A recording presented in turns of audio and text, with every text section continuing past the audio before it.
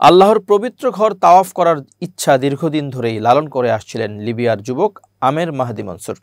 চলতি বছর হজের জন্য নিবন্ধন করেন তিনি। সব আনুষ্ঠানিকতা শেষ করে তবে বিমানবন্দরে যাওয়ার পর বিপাকে পড়েন তিনি।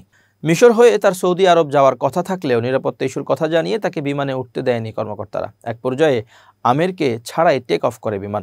যদিও আল্লাহর উপর থেকে বিশ্বাস আর কাবা ঘর তাওয়াফ করার ইচ্ছা তখনও হারাননি আমের। কর্মকর্তাদের জানান হজের নিয়ত তিনি করেছেন, তাই অবশ্যই মক্কায় যাবেন। এরপরই ঘটে বিস্ময়কর ঘটনা। যান্ত্রিক ত্রুটির কারণে ফিরে আসে বিমানটি। চেকআপের পর আবারও উড্ডয়নের জন্য প্রস্তুত হয় বিমানটি। তবে এবারও তাতে উঠতে দেয়া হয়নি আমেরকে।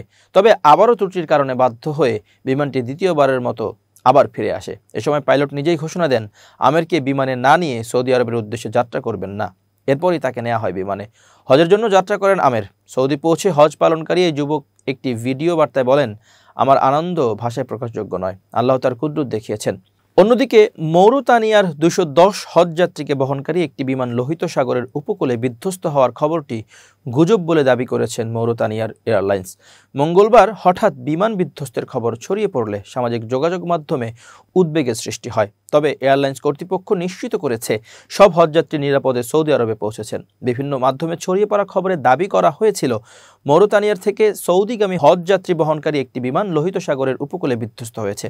প্রাথমিক রিপোর্টে দাবি করা হয় হজ পালনের উদ্দেশ্যে পবিত্র ভূমির দিকে যাওয়ার সময় বিমানটির সঙ্গে রহস্যজনকভাবে যোগাযোগ বিচ্ছিন্ন হয়ে যায়। তবে এই অভিযোগ অস্বীকার করে এয়ারলাইন্স কর্তৃপক্ষ জানায়, আল্লাহর রহমতে সব হজযাত্রী নিরাপদে ও সুরক্ষিতভাবে সৌদি আরবে পৌঁছেছেন।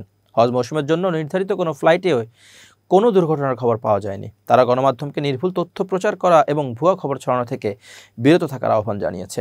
একই সঙ্গে গুজব ছড়ানোর বিরুদ্ধে আইনি ব্যবস্থা নেওয়ার কথা বলেছে প্রতিষ্ঠানটি। আরেক গণমাধ্যম MASDR নিউজ জানিয়েছে, মৌরিতানিয়ার হজযাত্রীবাহী বিমান সংক্রান্ত প্রচারিত খবরটি ভিত্তিহীন ও মিথ্যা।